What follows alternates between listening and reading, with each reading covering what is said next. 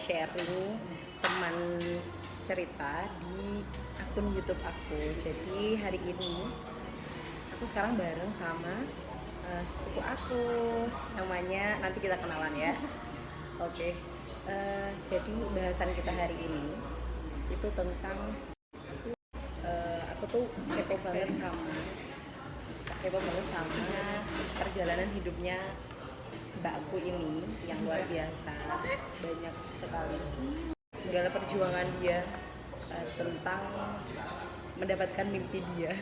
Tapi jangan yang melo ya, nanti kalau melo jadi Kita dengerin ceritanya. nggak tahu ya, nanti bisa ada kalau nggak ada dari sisi positif yang diambil gimana? Pasti ada karena kita itu sekarang lagi, apalagi di usia kita ya mbak, itu tuh pasti banyak banget yang mungkin belum mendapatkan kerjaan, terus bimbang tentang masa depan kita, cemas, aku punya kerjaan nggak ya di usiaku yang segini, masih ada nggak yang minat pekerjaanku, itu tuh pasti banyak yang masih punya kecemasan itu. Nah, kamu sendiri dulu itu gimana sampai akhirnya akhirnya sekarang kamu bisa mendapatkan pekerjaan yang memang itu tuh passion kamu bahagia di situ, atau mungkin memang belum bahagia di situ? Alhamdulillah bahagia. Oke, Mbak Ulin ini jadi sebelumnya di tahun berapa ya Mbak? Saya tuh lulus tahun 2016 itu lulus dari salah satu universitas di Tulungagung. Jurusannya nggak perlu. Backgroundnya Kak sih tahu nggak? Perlu kali ya? Perlu lah. Kalau background pendidikan. Backgroundnya Education.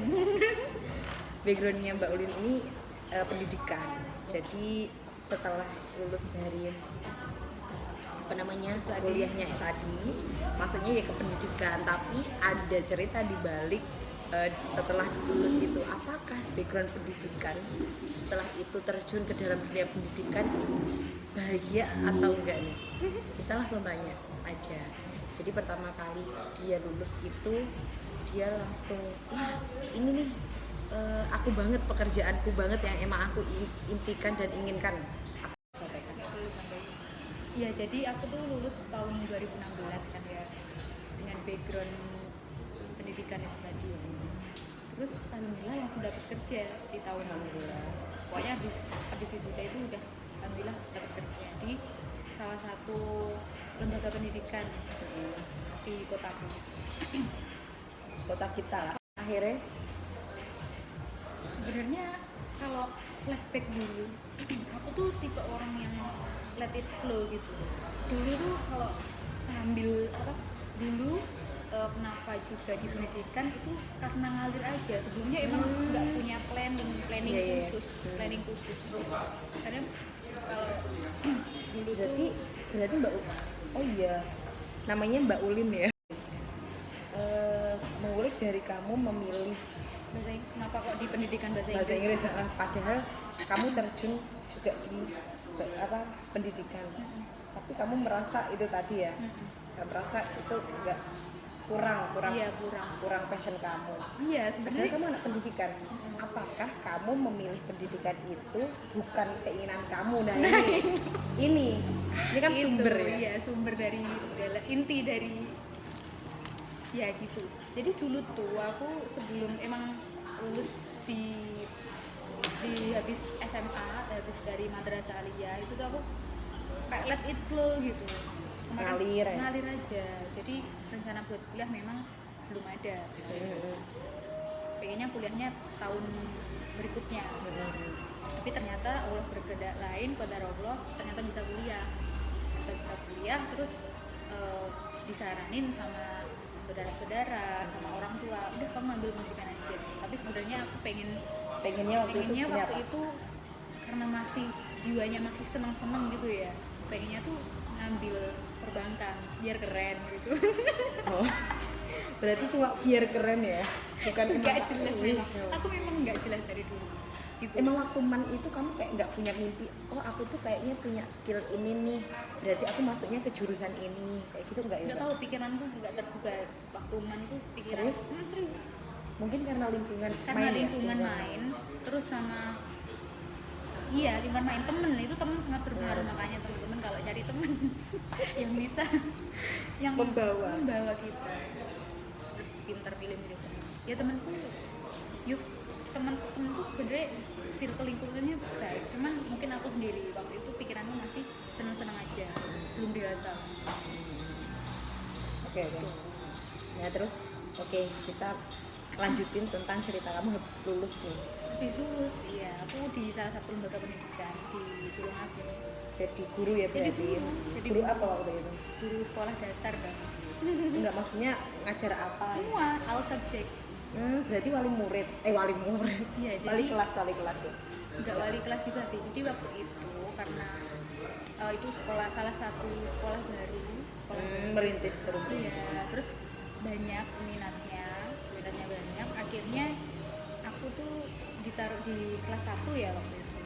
Cuman emang di kelas itu muridnya banyak banget. Terus kalau misalkan cuma satu guru ngendel, itu enggak kewalahan. Soalnya kalau masih anak kecil itu masih lari-lari ke sana. Jadi aku di situ kayak jadi asisten guru ya, asisten wali kelas, apa sih bahasanya? Oh, berarti ada wali kelasnya sendiri. Ada guru pendamping. Guru pendamping. Ya, guru pendamping. Jadi aku di sana ngajar all subjek, tapi terus di sana itu kan karena sekolah baru, jadi kelasnya masih kelas 1 sampai kelas 3. Sama aku ngajar bahasa Inggris sama ngajar sains di sana. Yang sains itu apa sih namanya? Kayak percobaan gitu loh. Kamu emang berarti otodidak ya? Otodidak. Oke. Otodidak. Ya kan sekarang ada YouTube. Bermudah sama itu. Kalau misalkan mau bikin waktu ngajar sains itu tadi, ya browsing apa. Jadi kayak siswa tuh kalau waktu aku ajar itu excited banget. Tapi kadang tuh malah jadi kayak misalkan kan bahan-bahan banyak tuh, namanya anak kecil ya kan, jadi kemana-mana, air tumpah, telur pecah, kayak gitu. Di sisi lain itu adalah pengalaman pertama kamu. Iya, pengalaman pertama ngajar SD ya, karena dulu waktu kuliah itu praktik ngajarnya juga di SMA bukan di SD. Kalau ngajar SD pernah tapi privat. Kalau yang bener-bener terjun ya baru itu. Oke. Waktu itu ngajar kelas berapa? 1, 2, 3. What? Serius? Iya, 1, 2, 3. Jadi asisten wali Enggak, kelas itu maksudnya 1, 2, 3. kalau wali kelas itu di kelas 1 aja. Jadi aku memang fokus di situ, tapi nanti kalau misalkan ada jam bahasa Inggris, jam IPA, itu aku ke kelas yang ada matematika. Oke. Terus perasaan kamu ketika ngajar di SD itu dengan segala dinamika ngurusin anak-anak ya. Apalagi kamu sebelumnya ya belum bekerja dan itu tuh perdana kamu bekerja. Iya. Apa Perasaanku speechless pertama. Karena hari pertama apa yang kamu rasakan hari pertama setelah ngajar? Ya itu speechless, terus kayak karena masih di lingkungan baru ya, kayak orang asing memang. Karena guru-gurunya di situ memang beberapa ada yang sepataran, terus ada yang di atasku, jauh di atasku, udah berumah tangga. Terus mungkin ya kan aku masih junior ya, masih kan kayak ada ospek kecil-kecil kayak gitu. Oh iya? Ada. Ospeknya kayak gimana deh? Ya, ada lah. Bentuknya. Enggak, aku penasaran. Ada lah, kalau misalkan kerja bakti itu ya, waktu kerja bakti itu kan lingkungan sekolahnya tuh samping kanan kirinya tuh Sawah. iya, sawah, ladang. Jadi kalau kerja bakti itu panasnya kerasa banget. Nah waktu itu aku emang lagi darah rendah ya, jadi pusing. Kalau misalkan habis pokoknya pusing gitu. Pokoknya habis kerja bakti kamu langsung pusing sih. Yo enggak gitu. Waktu kerja baktinya aku pusing karena panas sekali itu tadi. Enggak pakai topi. Enggak. Panas banget. Terus aku izin. Enggak izin sih, aku kayak duduk. Aku sering duduknya. Akhirnya sama guru itu Dinyinyirin. udah Dengerin ya gitulah. Ya, oke. Kalau dari segi kamu ngerasa nggak kayak Udah habis. iki apa kok capek banget ya ternyata ngurusin anak-anak tuh Pasti. kayak gitu. Itu kamu setelah berapa hari kerja di sana kamu ngerasa itu capek banget ternyata ngajar? Capek banget itu 1 bulan ya. 1 bulan capek banget karena anaknya memang banyak dan aktif semua itu. Anaknya ada 30 25 itu Karakter anak yang aktif semua. aktif semua, hiperaktif malah. Oh, Terus oke. karakternya tuh nggak sama. Misalkan ada yang malah di kelas itu gini, ada salah satu anak tuh yang kayak punya dikasih Allah tuh kayak gift. Jadi BK, anak berkebutuhan khusus atau iya gitu, tapi dia dari segi fisiknya pun juga berbeda dari temennya yang lain. Akhirnya dia dibully sama anu ya apa disabilitas atau dia kayak Sebenarnya Down syndrome atau wah aku nggak tahu istilah-istilah kayak gitu Down ya. Down syndrome itu yang ini loh Mbak, yang wajahnya tuh sama semua gitu Enggak, bukan. Dia itu Amit ya. Maaf ya, ini dia jari tangannya tuh ada 6. Jadi ada 12. Sama kakinya juga gitu.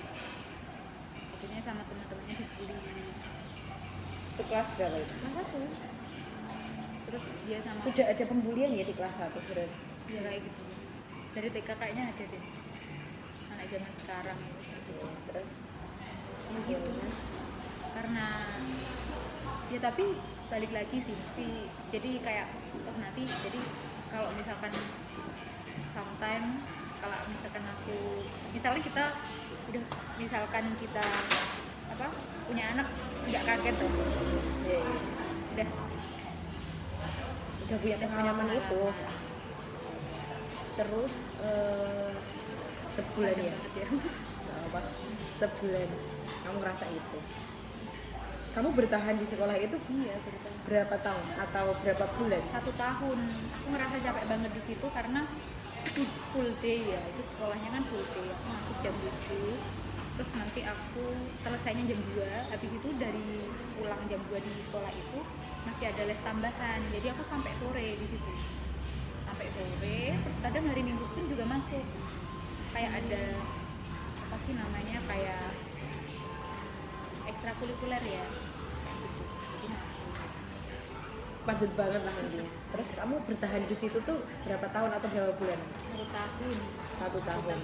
Tapi balik lagi sih, kalau misalkan padat tapi kita nyaman no problem. Iya, iya. Tapi kalau padat terus kita kurang nyaman itu Nah itu, kamu nggak nyaman ya berarti ya kadang nyaman kadang nggak nyaman sih. Iya, oke. Nggak sepenuhnya tidak nyaman, Iya. tapi ada lebih banyak perasaan yang ternyata ini nggak bikin aku nyaman kerjaannya seperti ini tuh Capek nggak sih, bikin lebih aku ke nyaman. capek ke pikiran sama tenaga. Pikiran itu kamu berarti psikismu nih yang kena atau hanya fisik Aduh aja? ini salah ngomong kayaknya. Lebih ke Soalnya tenaga. sepertinya juga psikis nggak sih? Iya sih. Karena gini, aku tipe orang yang ekstrovert ya. Ekstrovert. Ekstrovert kan berarti ngobrol. Bro. Aku kayak gini, kayak menjadi diriku yang lain. Apa sih? Kamu kan ekstrovert, Iya. sedangkan kamu di sana nggak Karena menemukan aku- orang yang iya, bisa bener, karena aku nggak sharing nyaman, gitu. akhirnya aku pendiam. Oh, oke. Itu dampaknya kamu nggak nyaman, akhirnya kamu diam. Oke. Oh iya. Gimana ya? Berarti oke, ngerti nih aku akhirnya. Oke, berarti bukan karena kamu nggak nyaman di dunia pendidikannya ya? Kalau Karena aku sih kamu ngajar enjoy aja sih. Apa ya? lebih kepada lingkungan kerjanya ya kan? Kayaknya sih gitu. Iya, kayaknya sih gitu. Bukan kepada terjun di dunia pendidikan. Bukan. Sama ya itu sih terlalu di sana tuh apa-apa dikerjain sendiri. Nggak ada yang bantu. Kalau dari semuanya deh, dari bersih-bersih, ngajar semuanya. Tapi di situ aku dapat pelajaran banyak banget. aku jadi bisa apa aja. Mantap. Bisa apa aja nih? Ya macam-macam. Bisa ngadepin kayak anak-anak yang susah banget diatur, terus anak-anak yang mereka kan sekarang pada apa ya, lebih manja ya, terus mainnya sama gadget kayak gitu ya, beda sama tahun-tahun kita dulu. Berarti tidak hanya satu sekolah saja ya seperti, tapi hampir dunia pendidikan sekarang memang anaknya tantangannya kayak gitu. Oke, selesai nih 1 tahun setelah Mbak Bu ini keluar dari kuliah. Nah, tahun berikutnya nih ngapain nih Mbak Bu? Ngapain? Habis dari situ aku mulai ngelamar di pasti lembaga pendidikan juga sih, tapi lembaga pendidikan yang kayak kursus bahasa Inggris ya, karena di situ bahasa Inggris. Ya udah, aku mencoba mendalami, pokoknya mengasah skillku di bidang itu. Tempat les-lesan ya berarti? Iya, tempat les-lesan yang itu dia fokus di speaking ya. Terus kamu nyaman di situ berarti? Atau masih Alhamdulillah. ada nih? Atau masih ada nih? Masih ada ya, nyaman sih, awalnya nyaman, cuman gak nyamannya ya itu tadi, gimana. Ini kita sesi buka-bukaan ya, jadi silakan Wah, ini saya buka-bukanya. ulik gimana. Jadi karena kamu nyaman tuh di sana, tapi yang aku dengar kamu resign juga resign akhirnya di juga sana. akhirnya. Nah itu maksudku kok resign aja nih? Nah, iya banget. Kenapa gue? Resign aja berat. Nah ya itu kenapa problemnya, kalau yang kedua ini kenapa? Padahal kamu nyaman di situ. Iya, nyaman, alhamdulillah. Di situ aku bener-bener belajar bahasa Inggris yang mati-matian, belajar atau tidak. Soalnya dulu waktu kuliah kan gimana ya, nggak bisa ke speak up sih. Kalau di situ kan aku jadi dipaksa untuk bisa, karena kan aku ngajar di sana. Ya malu dong, masa nggak bisa speaking gitu secara jurusannya bahasa Inggris. Kalau di kampus dulu ya mungkin Grammarnya ya udah atau apa? ya lebih ke teori. Kalau waktu kuliah dulu Prakteknya minim ya? ya lebih ke teori. Di situ aku di les-lesan itu tadi ya 1 tahun juga. Jadi awalnya aku ngelamar jadi tutor, habis itu bulan selanjutnya aku ditawarin jadi kurikulum tuh kayak admin, tapi dia bukan admin keuangan, tapi kayak ngurusin jadwal, bikin soal, marketing juga sih, ngerangkep marketing juga di sana. Karena di tempatku ngajar itu dulu karyawannya cuma 2, satu admin yang keuangan, yang satunya tuh admin kurikulum. Jadi kita juga keliling-keliling tuh ke sekolah kayak nyari siswa kayak gitu. Berarti door to door ini, maksudnya jemput bola banget. Iya lah. Wow. Itu les-lesan maksudnya agak kurang laku apa gitu. Ini skip. Nggak apa-apa. Jadi gini, Kenapa kok harus jemput bola? Kan biasanya kan karena nggak ada anak tim yang khusus. Kan sekarang emang gitu. Kita kan sosialisasinya nggak cuma satu LBB itu. Banyak emang gitu. Jadi emang kita kayak apa ya? English show ke sekolah-sekolah.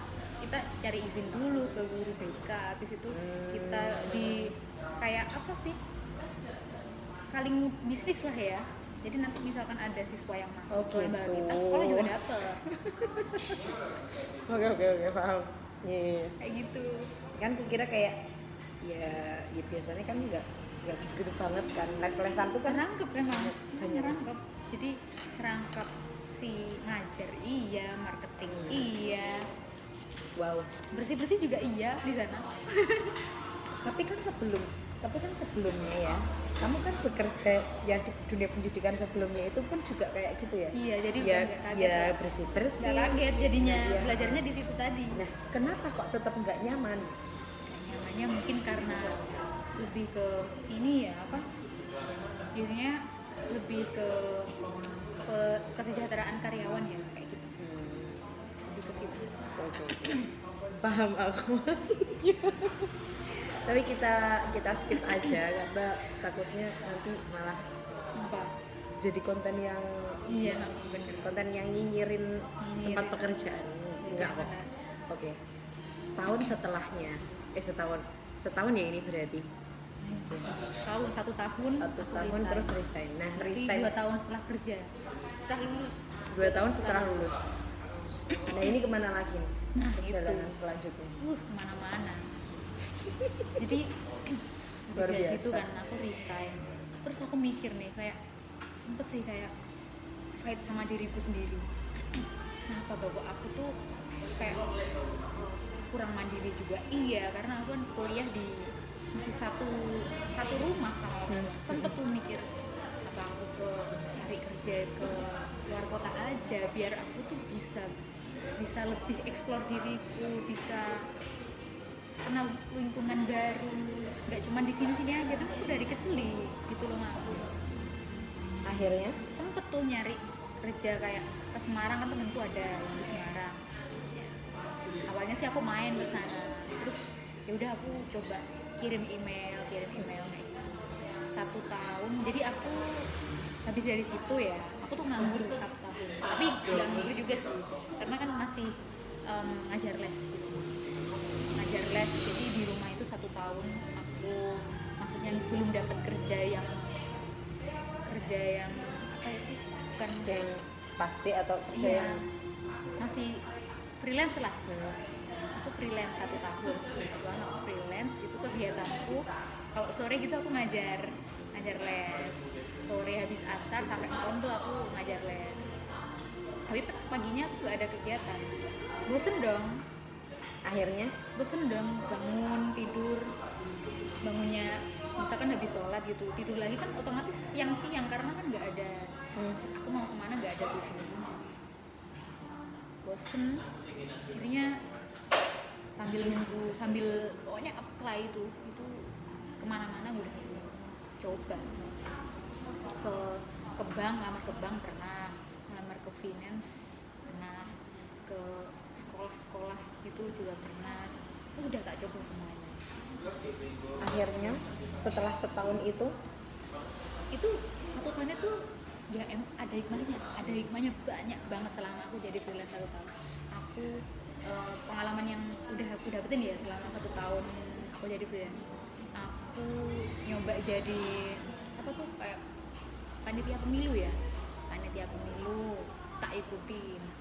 Terus itu yang apa survei poll tracking kayak polling pemilu tuh tak ikutin sampai aku dibuang ke daerah mana tuh ya, kalau di Tulungagung nama daerahnya tuh daerah Pagerwojo, yang mana aku nggak pernah jalan ke sana. Aduh, itu gunung banget sih. iya. Sendiri aku di sana. Sendiri kan tugas kayak gitu kan per orang, jadi kamu harus tahu hasil pollingnya dari plenonya itu di foto kirim ke pusat. Luar biasa. Nggak cuma itu aja sih, aku juga pernah jadi marketing zakat.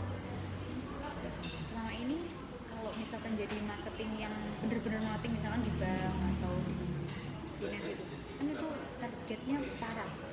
Aku nggak ini sih, nggak terlalu nggak apa ya takut iya.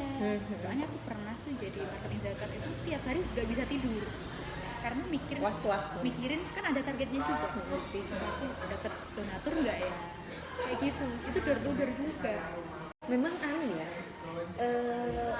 memang Mbak Ulin ini sepertinya punya skill dalam marketing. Ini saya melihatnya di yang sebelumnya ya, yang di tempat bimbel itu kan juga mendouble dengan mengajar di Double job marketing ya. Nah yang ini selama kamu jeda tapi nggak benar-benar jeda sih Kak, setahun kamu ini loh freelance ini juga tapi di malah dunia aku dapat marketing. banyak pengalaman. Habis di zakat itu kan ya itu ada aku merasa ditolong Allah sih waktu di marketing zakat itu. ceritanya gini, kan aku tuh waktu itu ada targetnya sekian juta gitu. Keadaan susah banget cari donatur kecuali kalau kita memang relasinya banyak.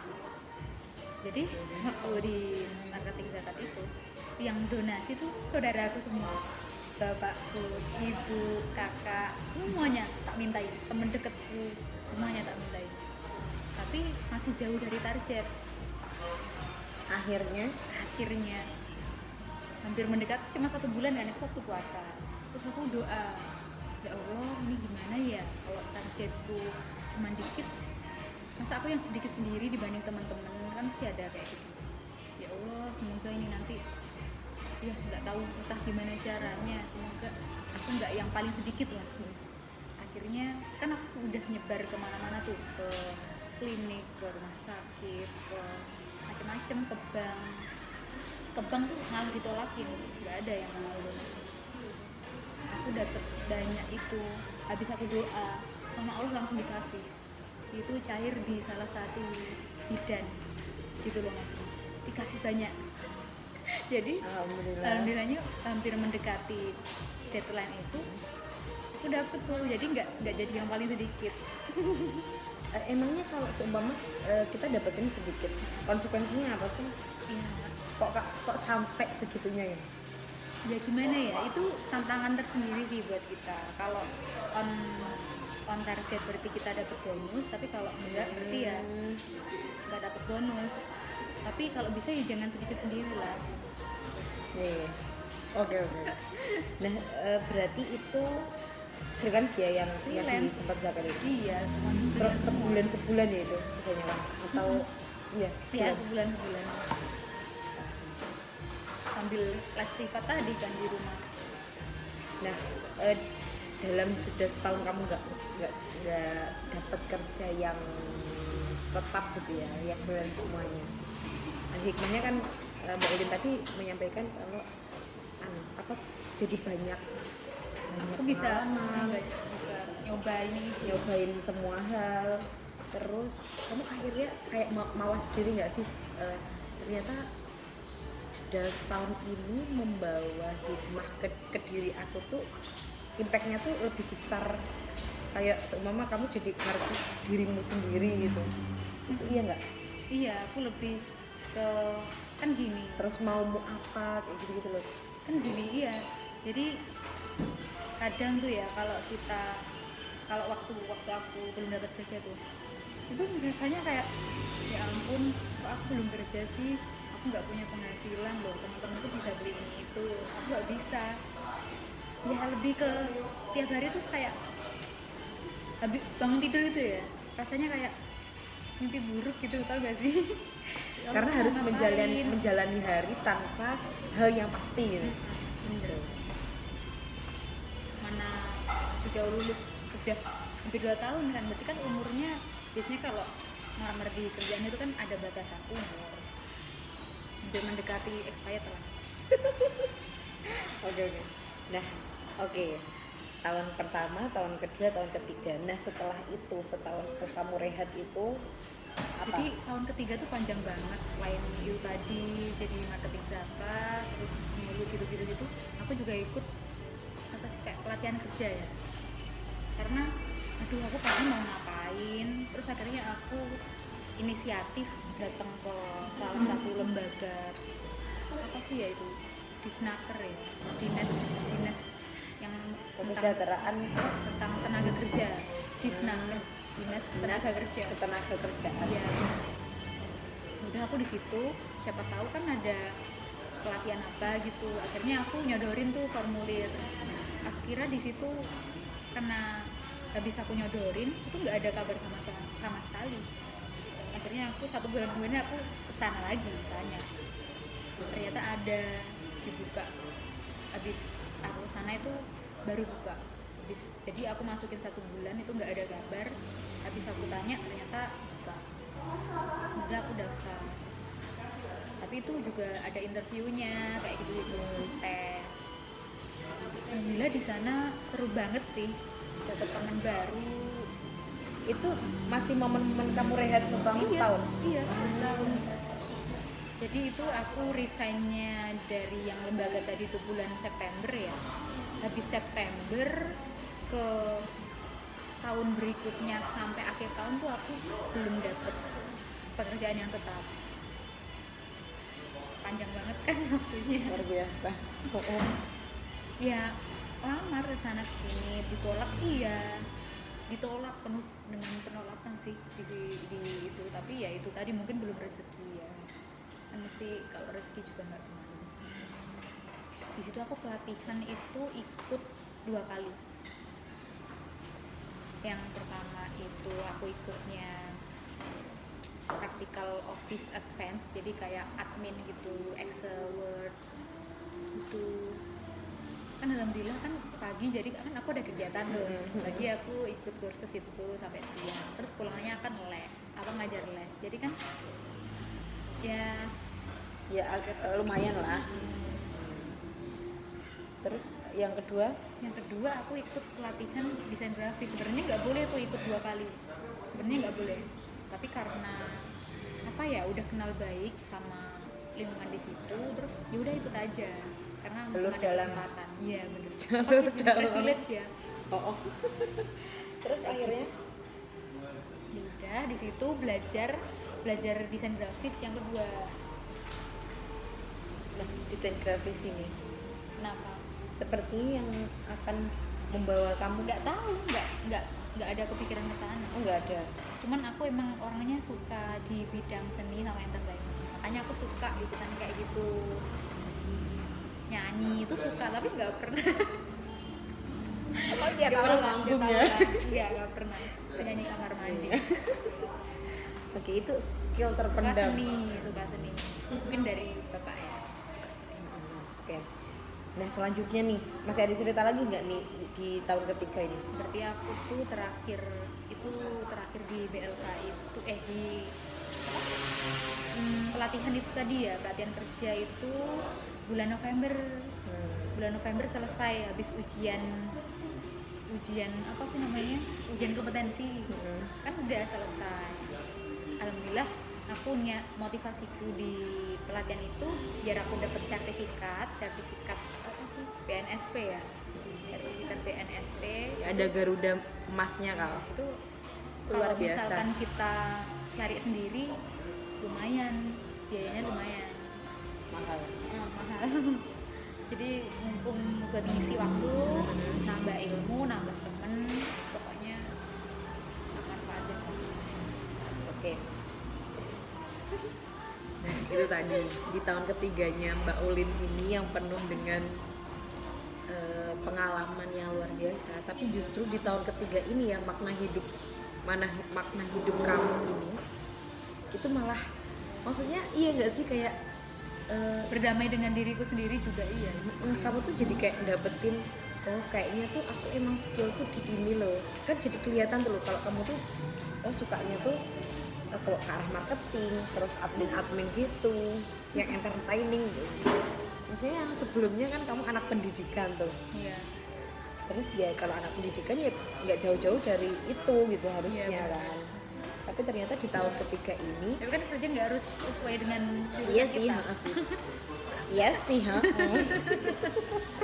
cuma kan seringnya yang mainstreamnya kan seperti itu. Katanya gagal kalau nggak di jurusan kita, katanya iya, gagal. padahal itu enggak sama sekali. Nah, kamu kan jadi banyak pengalaman ya Mbak di tahun ketigamu ini, yang akhirnya akhirnya membawa kamu untuk memilih job yang kamu inginkan di tahun keempat. Sebenarnya gini sih, habis dari itu tadi, aku tuh emang bukan tipe orang yang pilih-pilih kerja, karena kalau semakin kita pilih-pilih kerja kita nggak dapat kerja. Oh gitu. Jadi apapun itu asalkan aku bisa dan aku mau, aku coba. Berarti waktu itu pokoknya yang penting aku dapat kerja dulu. Iya bener. Ya gimana, capek tahu. Capek. Tapi ya Aku juga capek. Iya sih ya. Tapi kan seumpama kamu ego kuatmu yang penting aku dapat kerja. Tapi kalau pada akhirnya kerjaan itu bukan kerjaan yang nyaman di kamu, Iya kan sih. nanti lagi-lagi kamu akan resign. Iya, sempet aku mikir kayak gitu, sempet. Tapi ya udah Bismillah, dari pengalamanku yang sudah masuk ke aku gini-gini Iya, iya. aja. Ya berusaha misalkan dapat lingkungan lagi yang gak nyaman, berarti ya aku harus bisa nyesuaiin sama lingkungan itu. Aku juga gimana ya? Kan batasan umurnya itu tadi loh, ya kan? Ya. Harus bisa menyesuaikan. Nah, ini berarti kan masuk tahun keempat ya? Nah, Masuk tahun keempat. Iya. Nah, sekarang nggak ini berasa kamu di apa? Apakah sudah mendapatkan pekerjaan atau belum? Terus apakah memang wadah kerjaan kamu yang ini tuh memang udah klik banget nih, atau sekarang sebenarnya juga masih berjuang untuk bisa adaptasi di dalam situ?